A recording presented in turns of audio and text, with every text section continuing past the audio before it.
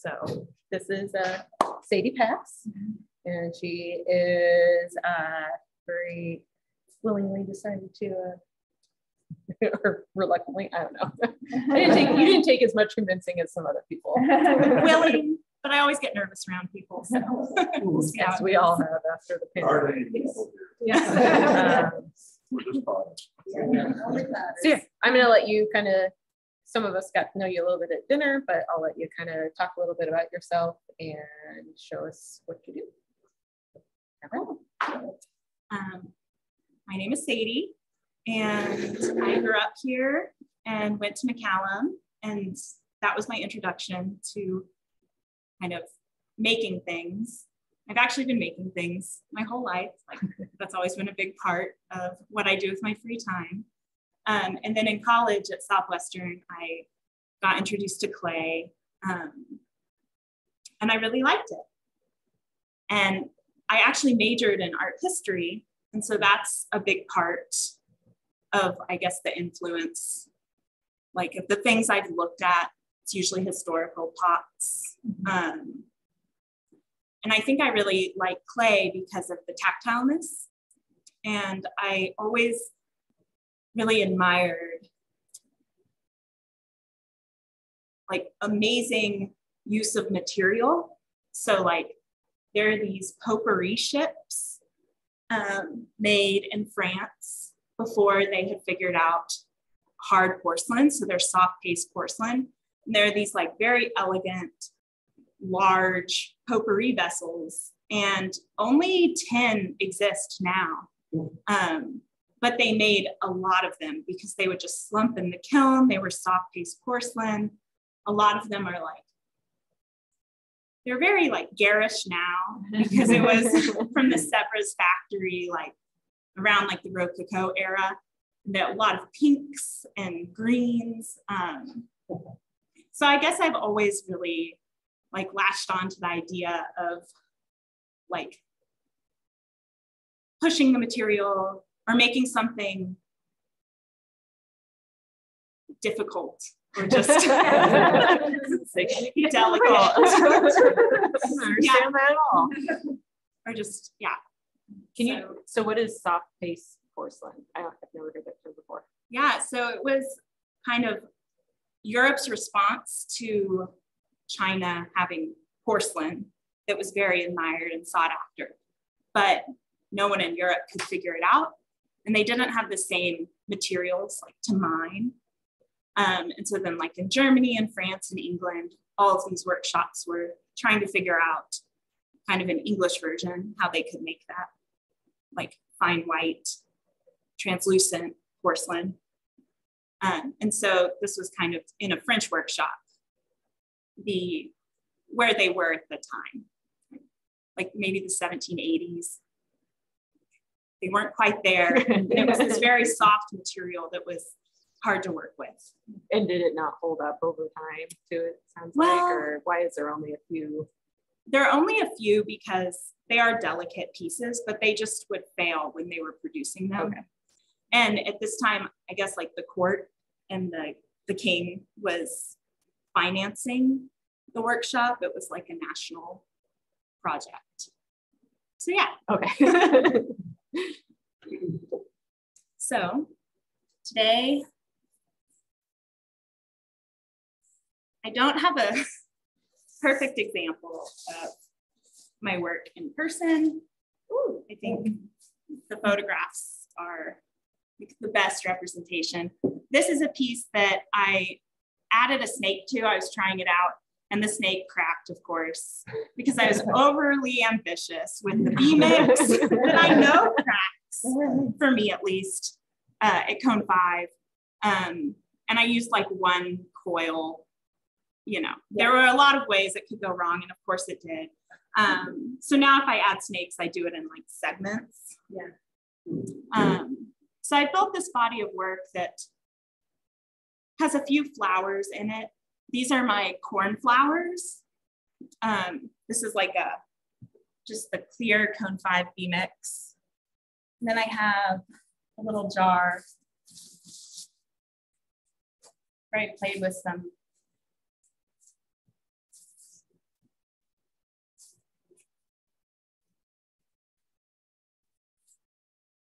like adding some color with the purple and blue of like the cornflower influence. So I usually choose flowers that have been a part of my life, like where I grew up, that I have memories attached to. Nature's been like a huge part of my upbringing. And I'll look at a flower and kind of, sometimes I'll even like pull it apart and then draw it a bunch and like figure out kind of an abstracted way of translating it into clay. And I really love repetition. Like as you can see here, I've done some bigger pieces that are just like fully covered. And then I started adding different elements like this kind of large petal. It's a large version of those tiny petals to kind of break up the space in different ways. So it's important to have that based on real flowers, not based on made up flowers? That's kind of my starting point. And it helps me, I feel like, start somewhere instead of just like my imagination. I didn't bring an example, but I also have a shrimp plant version. And I'll build both of those if you're interested in seeing how, how I make these. So recently I've been making little trinket jars like this because I love special little containers. Yeah, and this is kind of a nice sellable version. Like I wanted something that like connected to the work that I like doing, which is like very labor intensive, time intensive pieces, but more of a thing to sell or a little representation of it. So I started this. Oh, I also started on the wheel, like these two pieces, but recently I started hand building some so that I could get more interesting, larger shapes. And I really like foil building. I didn't realize I would like it as much as I did. So I started out with this kind of jar. This is like a very rough version that I built yesterday. And I decided for time's sake, I was going to do the petal design on the body and then do like a larger flower on top, kind of like this. So hopefully you can see better how I built it. And oddly enough, these are more of a challenge for me than this. I guess because it's a wider piece fully attached to another piece. So it's more prone to crack. So I've learned like that I just have to go in with like, first I'll start with this tool and like really carve out the edges and compress. And then I'll go in before I fire it with like a needle tool, really clean it up and compress one last time. And that pretty much stops the cracks, but yeah, that actually takes a really long time. So I am gonna add another round. All right, so these are the one attached to you. Yeah, so I've tried a strip, but with the angle and because this clay likes to crack, yeah, when I'm hand building with it, I would get a lot more cracks. And so it's time consuming, but it's part of the process that I really like. And so I've had a lot of suggestions of like using sprig molds to speed it up, but I really enjoy the repetitive, slow process. Yeah.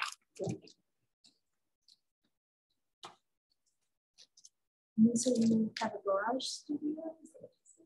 Yeah, I rent a house with a roommate in South Austin. Mm-hmm. So I have the garage that has my wheel and slab roller and stuff. And a little part of the indoor I have like segmented off for when it's really, really hot.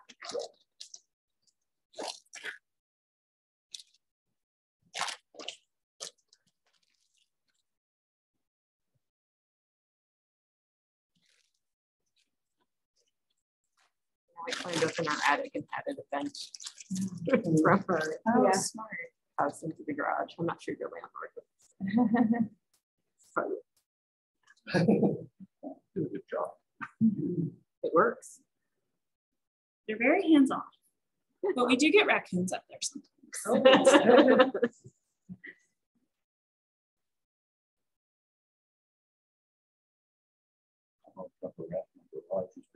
Non-real holes on my bags of clay. So Yes. Disturbing working on clay.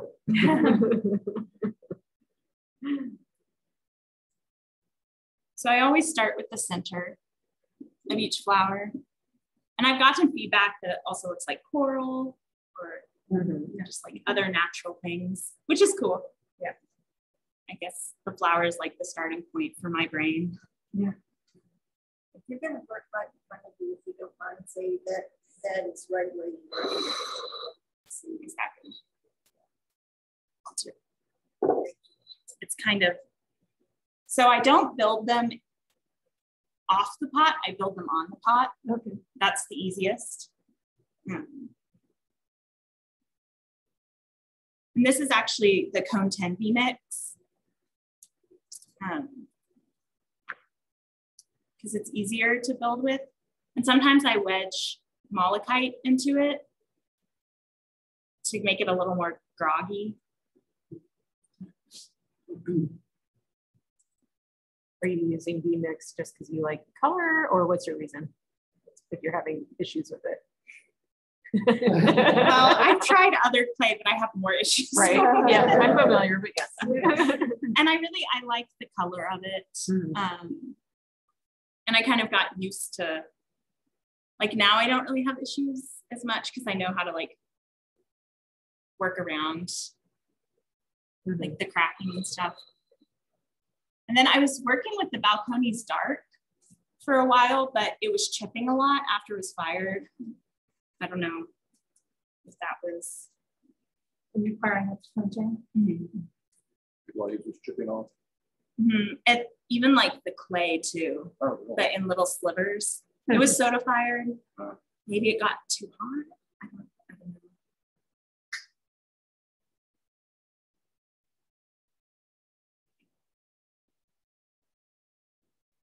So usually I feel like my flowers start at around this size, but since this is going to be the top, kind of a lid, I'm going to make it larger.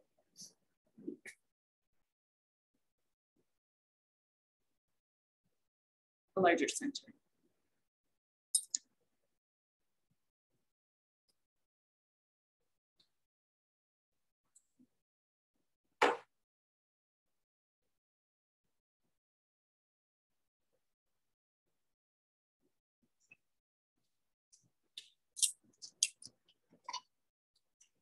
I used to just use slip to attach everything, but then I started getting my containers mixed up with the cone 10 and cone 5B mix.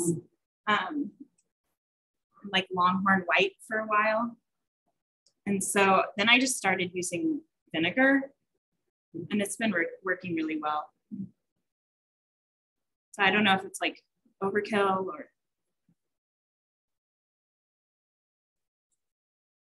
So just keep doing it. Yeah.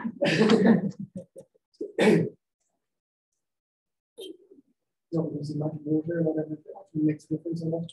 But Yeah. Hasn't failed.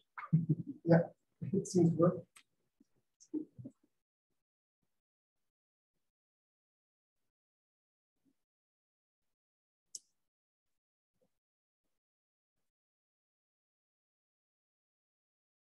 So this is a pretty big chunk of clay.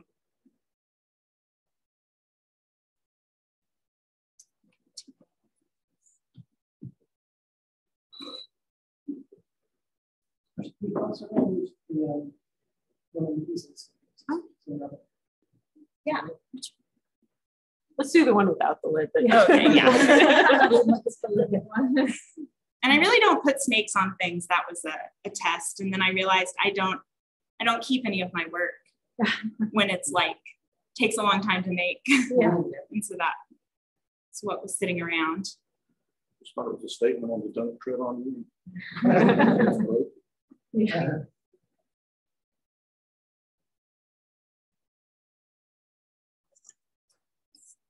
Is the piece that you're putting it on now, the mound that was already on the lid, is that solid? No. Okay. No, it's just a hand-built lid. Mm-hmm. I'm still kind of figuring out my favorite way of hand building lids.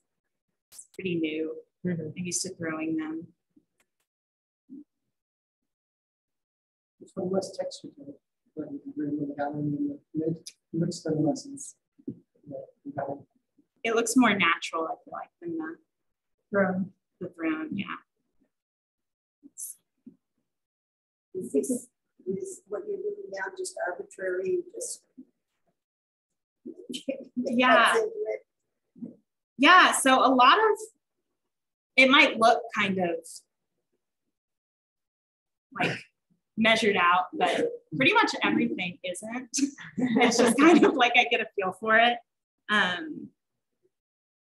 So this is kind of making the center texture, and it compresses the clay and makes a nice pattern.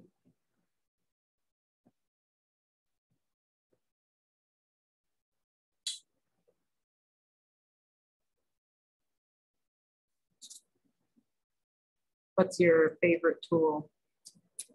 I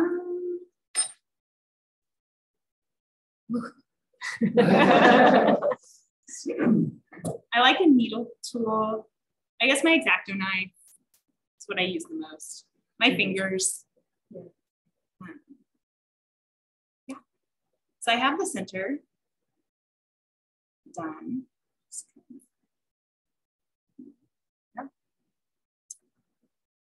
And then I go around and score.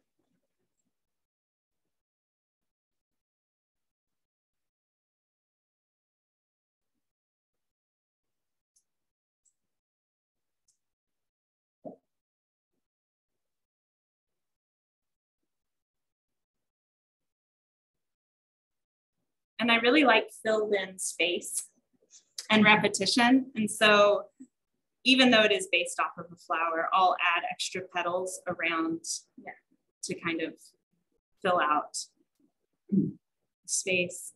Sometimes it looks good with empty space, especially when I have tried out soda firing. Is it someplace to Yeah.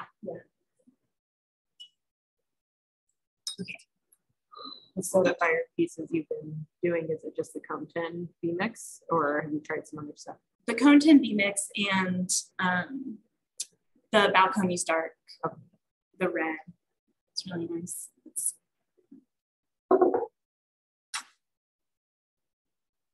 And then I found that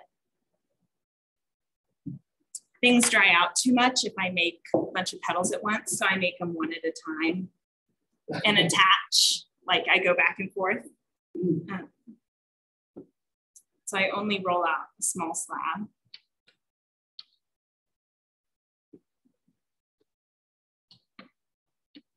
That's a pretty funny little rolling. I don't know why I had it. And then it was the perfect thing. It's exactly what I need. I have one of the double-ended ones, but yeah, this is Cute, yeah. Yeah. I think it was from like a baking store.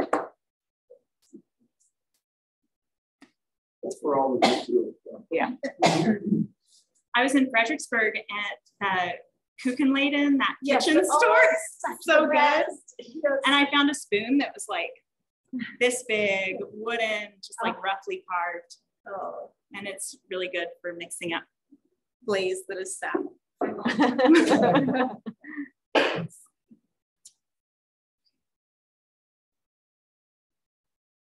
Let me know if y'all can't see. It's such a back and forth process. So for the petals, I cut a crown shape out of my slab.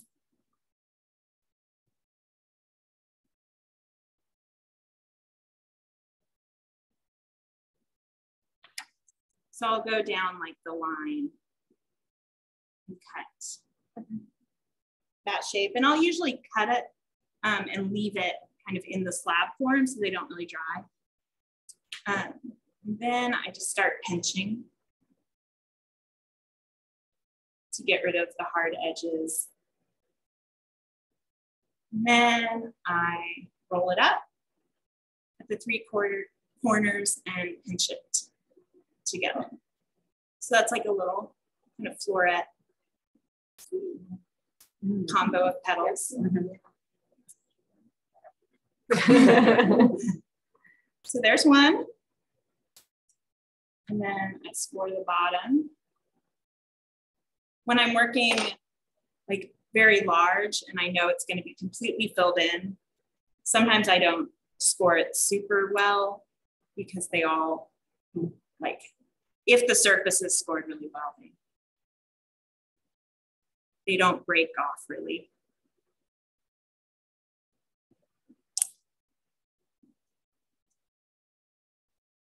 So then I'll begin my pattern with either 1 or 2 petals in and 1 out. So I think this will have the 2 petals in towards the center of the flower. And this is also my other favorite tool. And it just compress. And I use this little part to like come under the petals and press it down a little bit. So there's really not a lot of space to get your finger in there.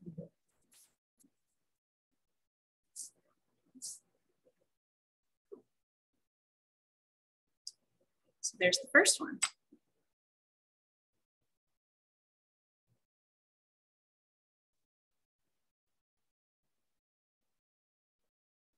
So it is very repetitive, where I just make these and attach them for hours.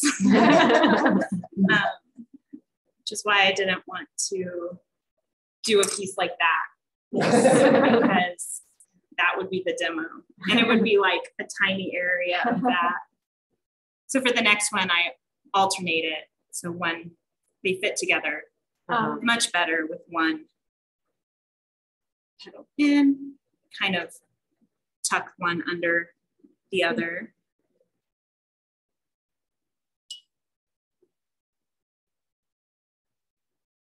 So the finished piece that's over there, like how long do you think that takes?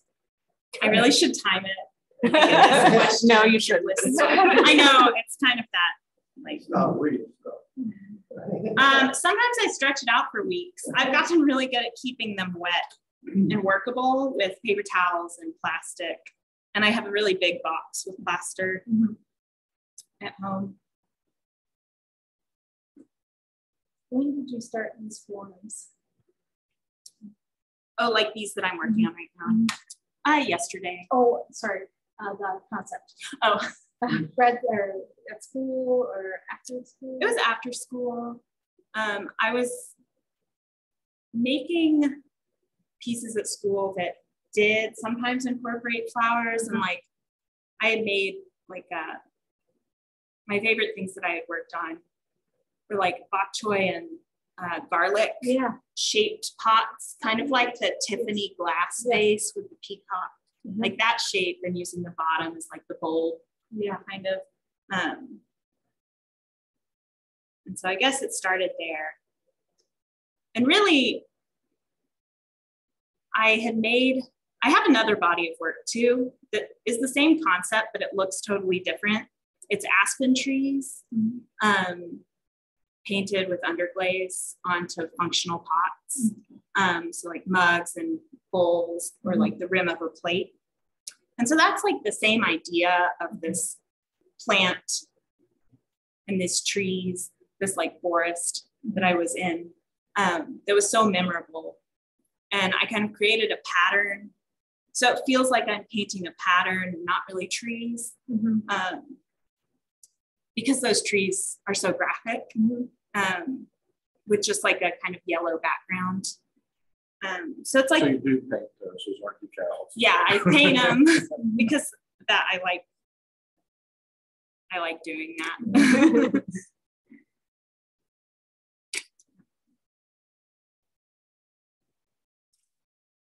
Yes, I was on your website. It was very nice.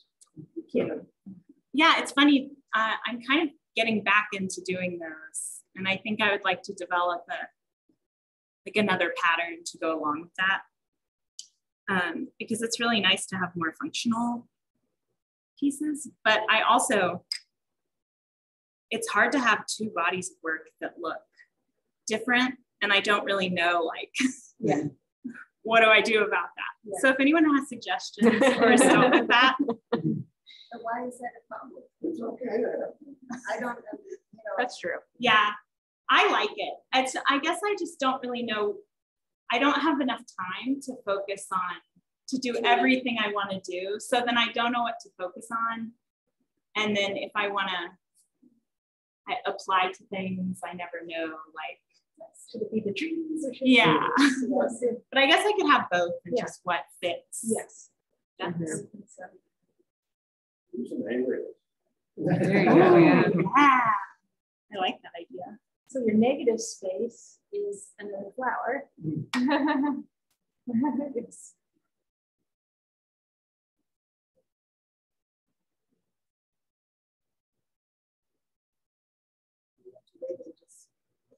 Yeah. Yeah. It's extremely satisfying.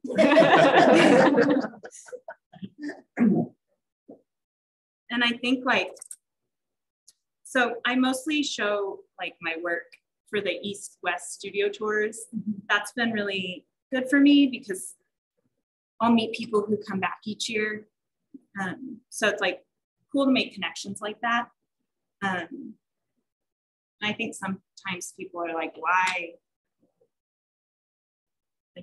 do you do that? Like, if it takes so long. But I don't know how to articulate how satisfying it is. I'll lose track of time when I'm doing it. Meditative.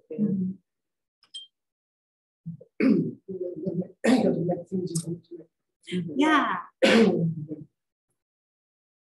Which then I also, yeah, I feel like viewers or buyers know when you've enjoyed making something too. You can just kind of tell. I'm starting to realize that. Yeah. Like when someone has a passion for something.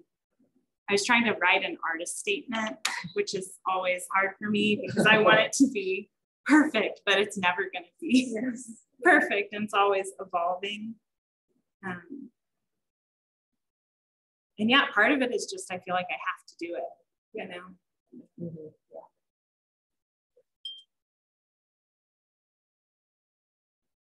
I think you can explain the two bodies of work if you kind of keep them separate. I have like one piece swapped over because I'm not one that really pops in contrast to the rest. So if you have like one flower piece and also aspen trees, then people will, if they like it, they'll really notice it. Everyone like that until they're not trying to figure out. It's like you get the flowers with one aspen piece and I like that. That works quite well.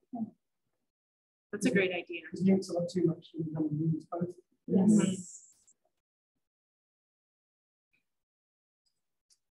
And I feel like some people are more drawn towards one. It's always interesting too, like people are just even ourselves, we're just drawn to something. We don't really know why. We just are. Yeah. To make that picture of the building, if you see us like couples and it looks slightly different. Like, Maybe. Just pick them up, feel them, what is it on here to live? Oh, That's what makes you feel unique.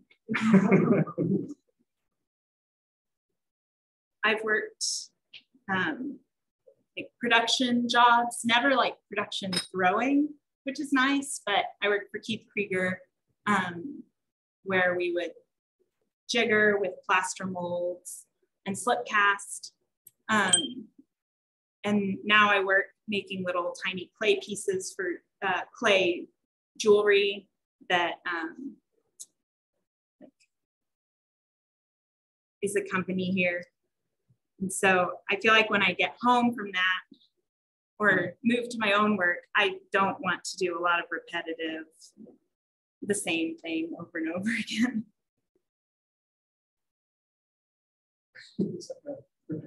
Oh, yeah, that's true. It's your own repetitive structure. It is. And it's really like playing with Play-Doh or something. Well, those seem like they would look pretty sweet earrings, the way, like you said. Oh, that's just true, yeah. open. Yeah. Yes. Yeah, I did one round of earrings for myself a while ago. And yeah, I should get back to it. Try it again. Yeah.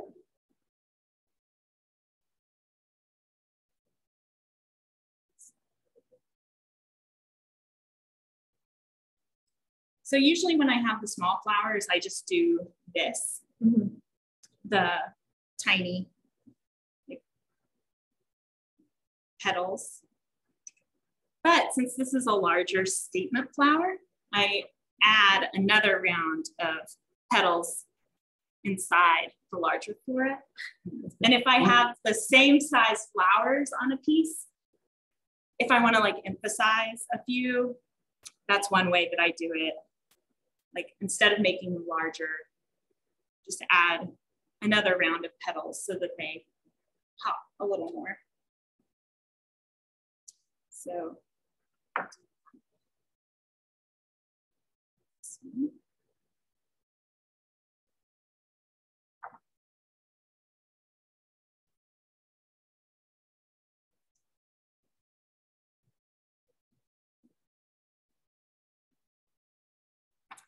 And I figured out when I'm pinching off the excess clay, I'll either do it in the direction of the 2 petals or the 1 petal. So it sits better on the surface and against the center part.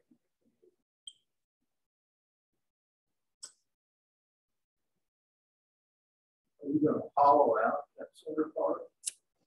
No, I don't usually, if it's just one big piece. I've pressed into it with this needle tool, very deep, like that, so that I've never had any problems with like air trapped in it or anything. It does make it heavy, but I'm okay with this lid being a little heavier.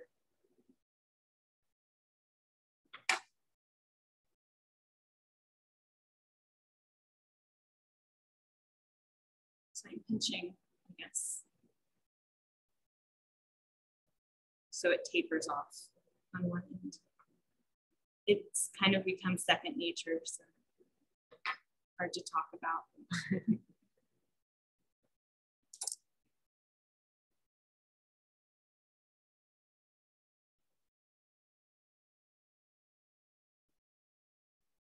At dinner, you were talking about, focusing on the decorative, and that people could imagine their pieces in their homes and such. And have you always done it that way, or?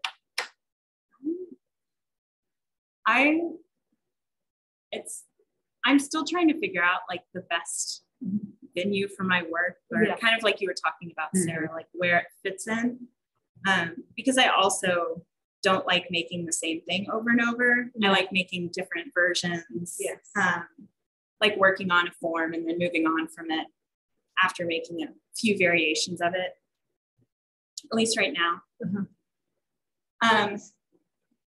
So that's something I'm trying to figure out. So I started with this like just clear glaze over the V-Mix, the cream color. And then I really wanted color. And I feel like I want to do a low fire version to really see what that looks like with tons of color. And then the soda firing, I'm just trying a bunch of things. But people gravitate towards this, like at the studio tours, because of like because it's such a busy or textured surface. And I think they can see it in different places in a home.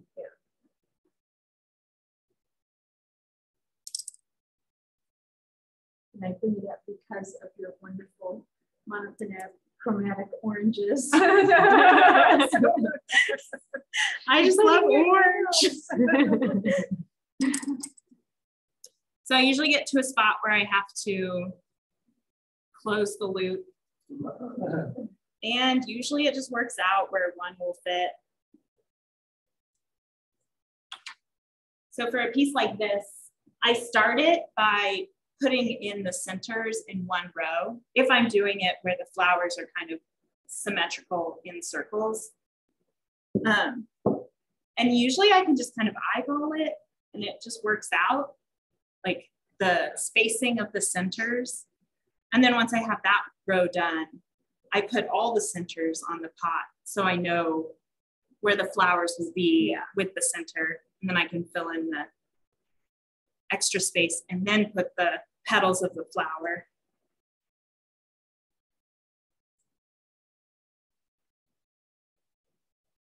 Oh, I said that. Oh, yeah.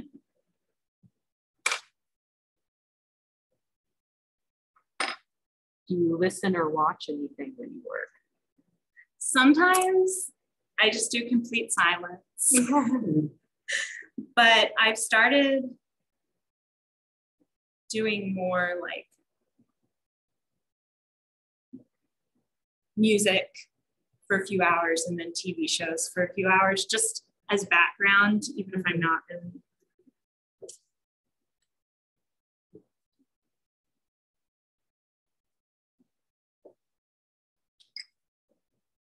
So then it's kind of what it ends up looking like. And the hardest part for me has been finishing edges and bases. Like it has to be very thoughtful because you can kind of see, like that doesn't look great. You can see the attachment a little bit. So what I would do with this one, since I went with the really big flower, is I think I'll just kind of press these down to kind of close that gap so you can't really see the attachment. And then when I add in that second layer of petals, it'll look better with these kind of pressed down. What I do on a lot of pots is this kind of double rimmed, like I'll do a row of flowers, like, or petals, and then on the inside of the rim, do some, so it kind of, there's not that abrupt, harsh ending of the design or the texture.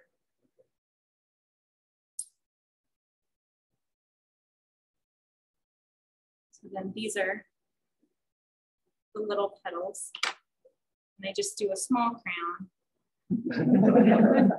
And then these are really nice. They just take one pinch, roll, and squeeze. This might even be too big. And these, I don't score slip for these, or I use a little vinegar. So I place it usually with the petals in the same direction as the original. And then compress. So it's a little double.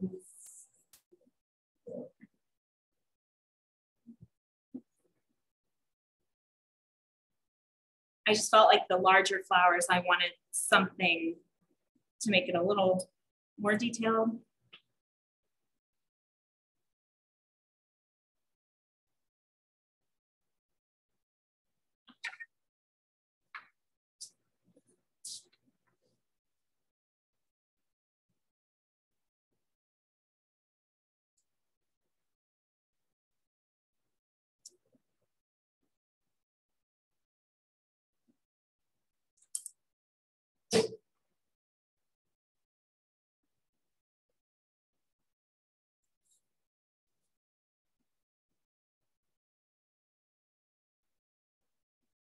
Maybe using the cookie shape to glaze guys. Oh, no, I haven't thought about that. That's a good idea. What's that, please? Is it like a cookie cutter? What about it? So they have a try for frame shapes. Oh, So it's just like a stamp Yeah. instead of a. There's so many people on Etsy these days that will make exactly what you need. Yeah. Oh, yeah, I've not thought about that. Because I would like a job a lot of cookie cutters and it says you put some of them, but then you just take one of the things. Yeah. I'll give that a try because I'm not really attached to the cutting out. That's not meditative. Yeah, and I think I'll just leave it like this for now because you get the picture. It was hard to kind of decide what to do. Yeah, because everything takes a really long time. So scale, we have little tiny, little mediums. So what's the largest you've done with those kinds of flowers?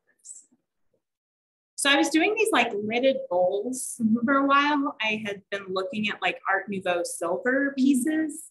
And there were these cool bowls with a hinge and a lid. So I just did like a bowl with a bowl on top. Yeah. And so I had like a very large, the lid would be the flower, it would have a handle that was the flower. And since they were a little bigger, the scale had to be bigger. Yes. So I guess not a ton bigger than this, because I don't think they would look good super huge because it would be so much of this kind of boring part. Yeah. But yeah, maybe like, so if it were taller, I would do another, I would pull these up a little bit and do like one facing up and then two to the side to kind of like fill in. Yeah. I was just gonna say, how do you gently put it back on there? I should have marked, I did mark and then I covered it up because it's hand built. And then when I go home, I think it's too boring to do today. I'm gonna add another row just to finish off this rim. One last row of petals.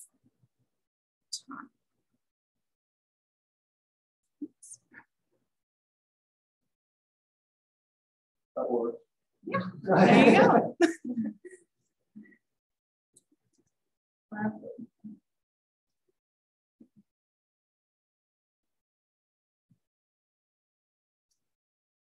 How are we on time?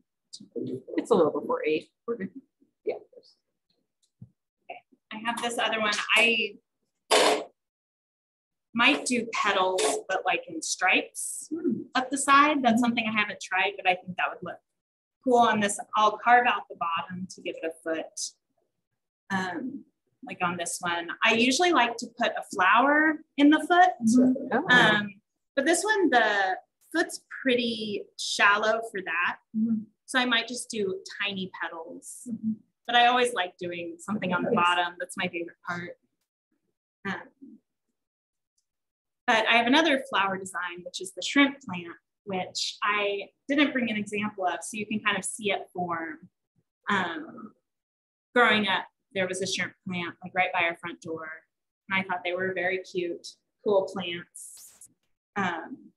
And so I kind of build them in a similar way. I use the slab and I cut them out one at a time. A little thinner.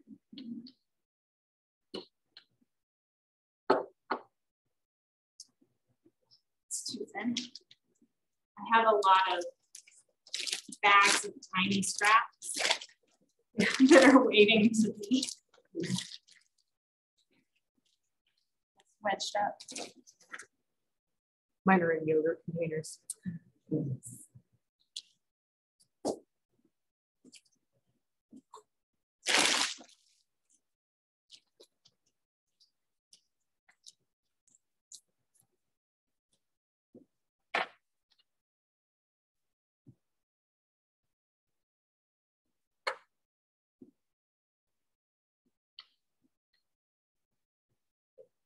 What were you making? You were making jigger pots and plates.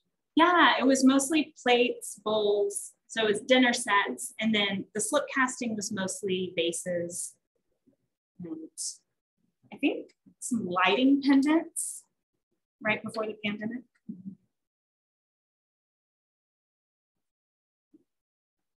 I work on a board of like sheetrock at home. That's my preferred surface. Oh, feel like too late.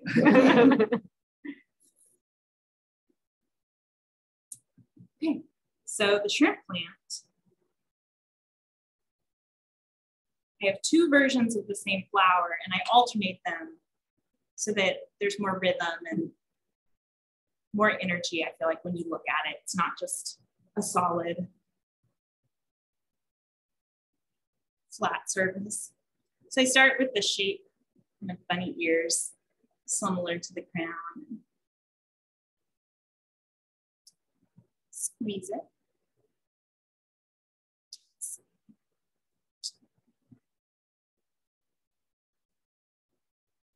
So these, I pinch, but I leave a hollow space because the next part is going to go inside.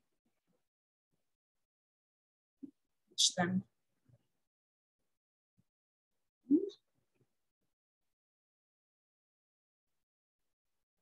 So that's the shape that I start with. And I usually kind of clean up the bottom once it's on the surface. So it's going to go on kind of like this.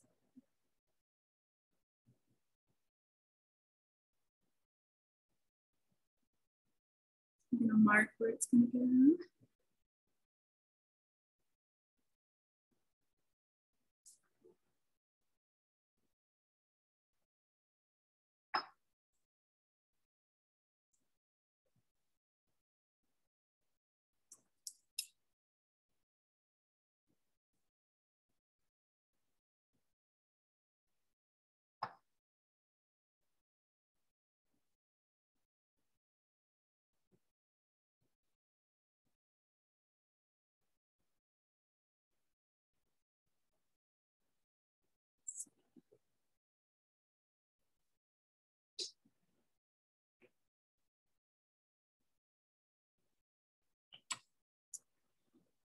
So there's the beginning of it.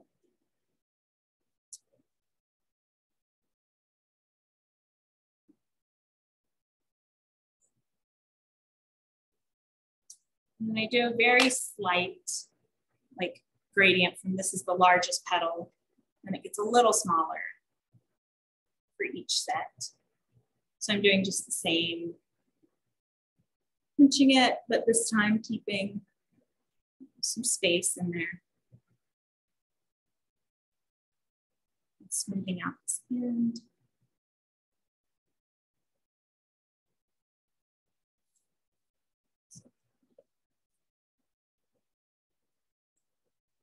And then you go in and score on the inside.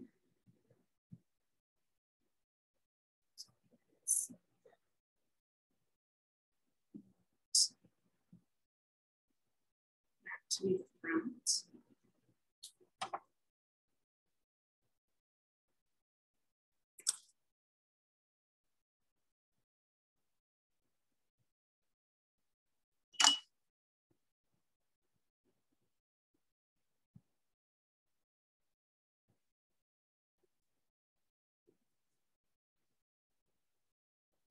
So do you have to mix your glazes fairly thin?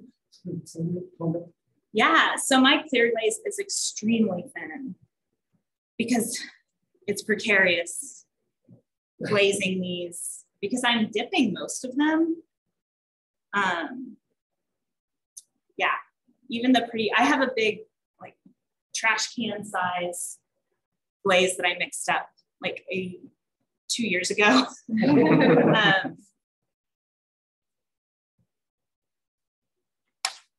And I keep it very thin and then do like a 6-second dip and it works. And then I had a matte glaze I was using that had to be pretty thin or it would pool a lot. And then the soda firing was really fascinating to me because of the flashing slips. So then with that, I just like painted on. So here's my littlest one.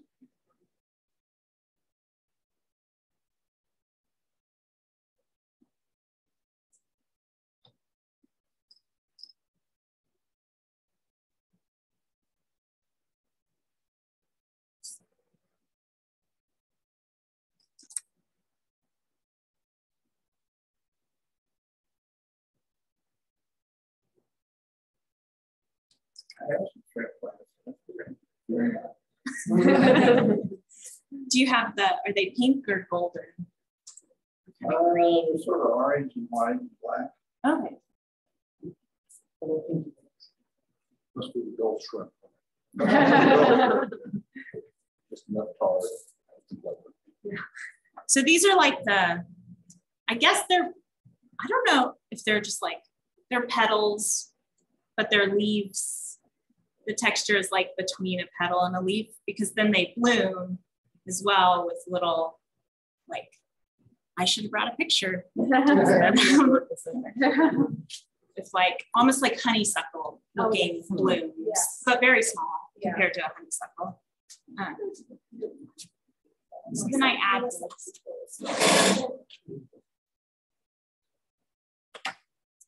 So then I add that, put out this kind of shape, pinch it.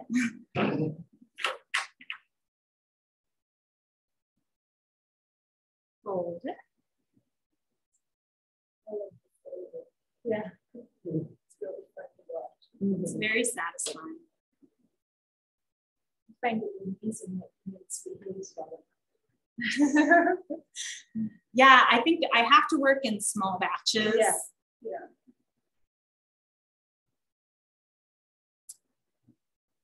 And then I think I'll put one up top.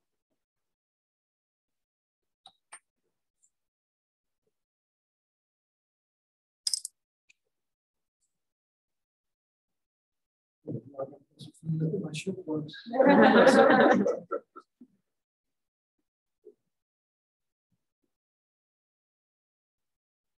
There's the top bloom, and then they're cool because they bloom in all of the segments between the leaves. So I just kind of choose where to put a bloom.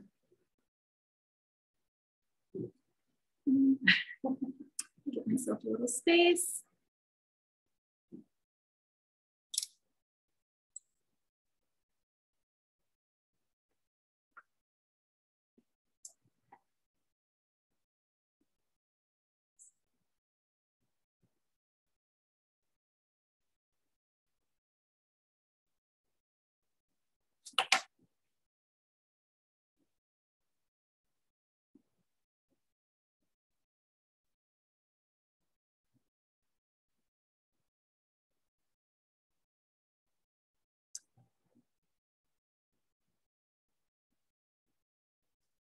So then for my B-Mix clear version of the shrimp plant, I'll add a little commercial glaze just to the blooms, usually like a pink or a red-ish color to make it a little more interesting and dynamic. And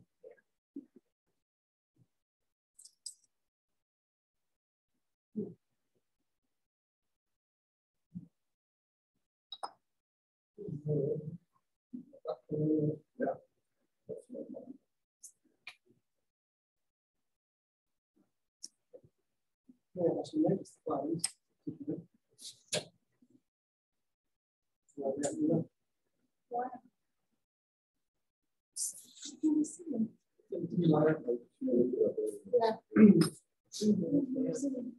it because we planted it into prime heritage. It's still like, Wow. Sounds like I could have played. There's a drought. Oh, is that right? It's a long time to plant. You might need Mine, some. big patches, right? Yeah.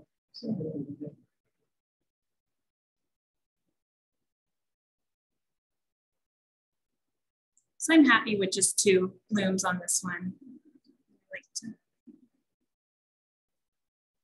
clean up the bottom a little, and then I don't like how it's just like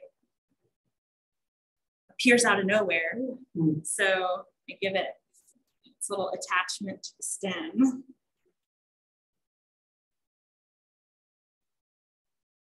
This one is just going to be a tiny triangle. So this could be trained on Sarah's and just really for lighting colored flowers.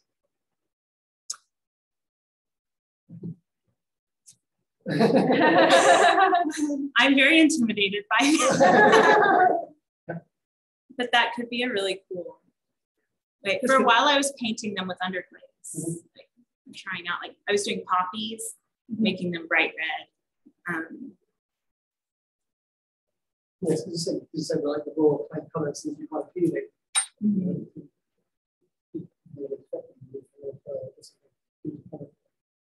It's not hard.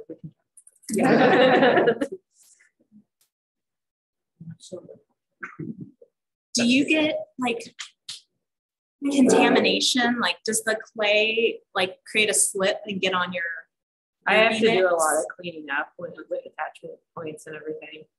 So yeah, there's that whole element of like the extra work. It's like, no, I don't have to, I just dip stuff in clear, but yes, I've got to clean up at like every step of the process. I think that's what I'm most nervous about. Because one reason I like filling the whole surface is it doesn't matter what it looks like under there. No one's ever going to see it. And so it can, I'm sure it's kind of messy under the petals. I love this tool also because I can just come in, added this little, like the green attachment. So I just come in and cut it off on the edges and kind of tuck it under. Is that just like a, I can't really see it. Is it like a flat? Yeah, it's just a flat wooden tool. I have one of those, but it's rubber. Ooh.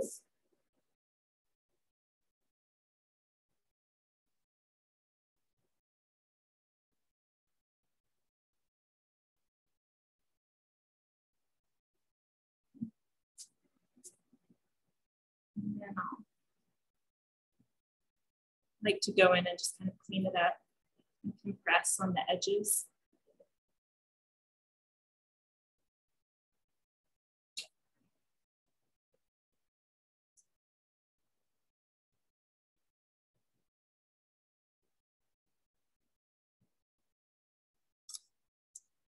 So there's one shrimp plant. Yes. Will you typically cover the whole thing, or? Yeah, I've done like a few that are just like a pot with a few sporadically placed. And then also like with grasses, I've kind of experimented with that a little bit. And sometimes like I'll do, I don't know if I have a picture, but just lines of them or rows of them, or just fit them together and just like start building from the top down and just fitting them together. Which I like that look because it's most like interesting, kind of chaotic and filled. But I think when they're standing alone too, it makes it more, you can see what it is better, like the individual little sculpture of it. So when I do fill in a lot of space, I have another version of the shrimp plant that is like, if you were looking at it from a different angle, which starts with the, instead of 2, it's 3. I don't need to build it all the way, I don't think, unless y'all want to see it. But it's 3, fold, and like trying to keep space inside, pinching it together. So this, It's very Stranger Things. Yes. yeah. Oh, I sang the word from you. Yes. Yeah, some side. It's going to finish with one and one. That's like the same thing. Sometimes I have to flatten the back. Same thing.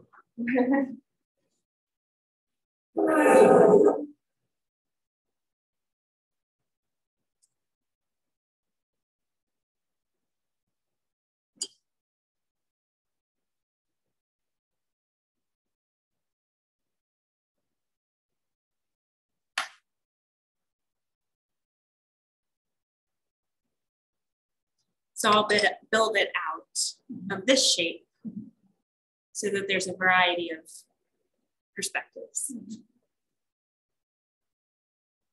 And I can build it out if you want.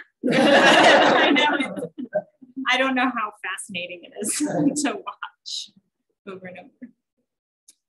And I guess with the shrimp plant, my favorite thing to do is to kind of solve the rim problem, is do this pattern, but just all the way around the rim. So it creates a rim itself. And then it just kind of, the end starts here and it goes all the way around. Yeah. Beautiful. I guess, is there anything else you want to see? So I mean, I guess you addressed a little bit like the change from wheel throwing to hand building, but I don't know if there's any more you've got to say about that, or like, I guess how you actually made the bottom part of the jar too. Yeah. Yeah. So it should not have shocked me that I love hand building, because this is hand building at a small scale. But I was just comfortable on the wheel and I enjoyed it. But I took a class at Eastside Pot Shop to kind of brush up on my hand building skills. And I really liked coil building a lot, and I hadn't done much of it.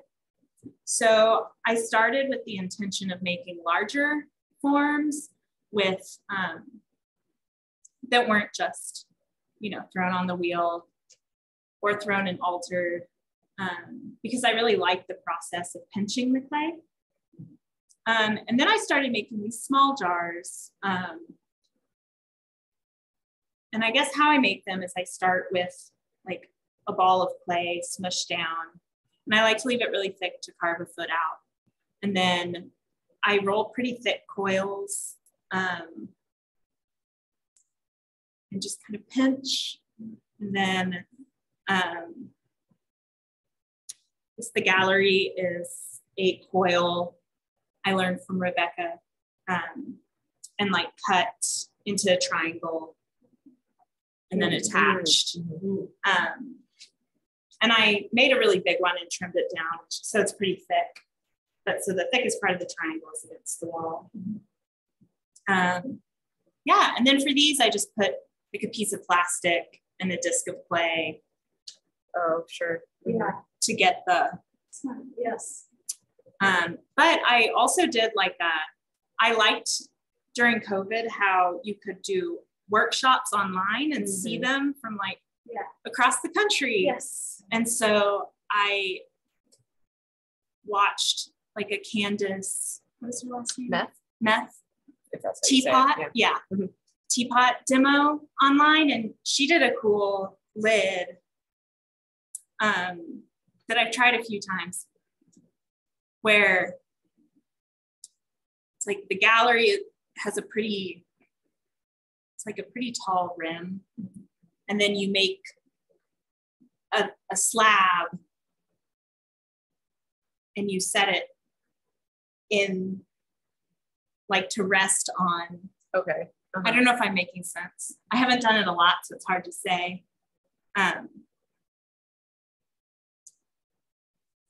Basically, it's, I guess, making a lid, with a slab like hanging into the pot. And using cornstarch so it doesn't stick. But I haven't done that. That would be cool. Her work's really nice. I can see that. Yeah, that was when I was also like learning about hand building a little more than I had. Uh-huh.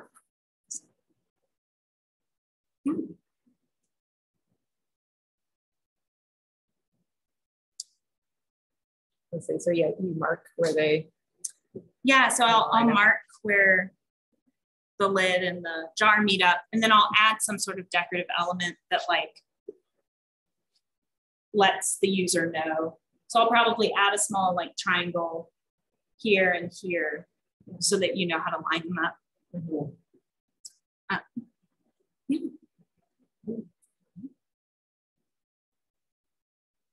All right. Yeah, awesome. I guess that's it.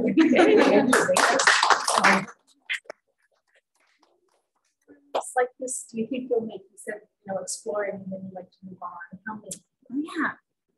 I think a lot of the small jars, because I'm still kind of perfecting them, trying out new things. I'm just gonna say, I feel like it's a good size to sketch. Yes. Yeah, definitely. I mean, it can be finished pieces, but just kind of like figure things out with. So if it's like a pretty, like a large piece, I had a form that I liked was like kind of inspired by like a Greek vessel, which is almost like a low, wide bowl, then with a tall edge coming up, and then a pretty tall foot like that. So I made about like 3 or 4 of those, and those are like big for me and for that amount of decoration, like, so it takes me a long time to work on those. And then it's hard to transport them because I don't have a kiln at my house because it's a rental house and I don't want to deal with that. So my parents have my kiln in their garage, so I'll drive it across town, fire it there, or I'm doing the like work from home with Eastside Pot Shop where I can take advantage of their firing services right now. So that's been helpful. So usually like a series of 3 or 4 bigger. Thank you.